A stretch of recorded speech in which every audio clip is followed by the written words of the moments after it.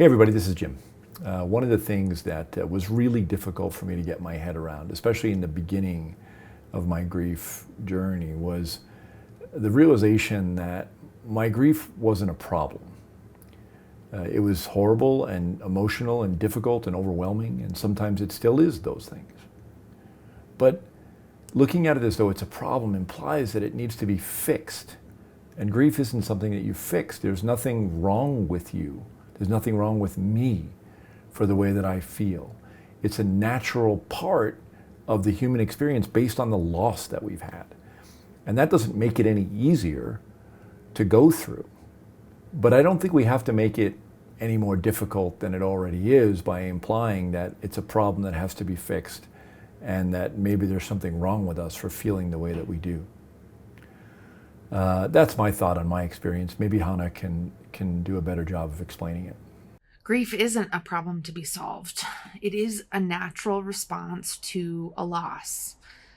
And when you've had a significant loss, you're going to likely experience significant grief.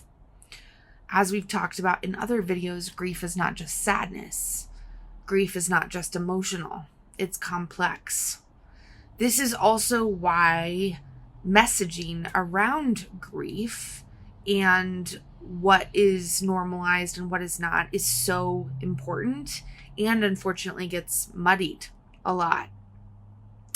For example, the 5 stages of grief is often applied to the bereaved.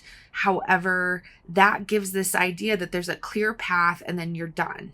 And that is not meant for the bereaved, nor is that what grief looks like. Also, messages from your family or your friend groups or your culture can really tell you that there's timelines on your grief or ways that you're supposed to respond. And if you don't match that, it can feel like a problem to be solved. So I think Jim and I are just hoping that you can really recognize that it's complex.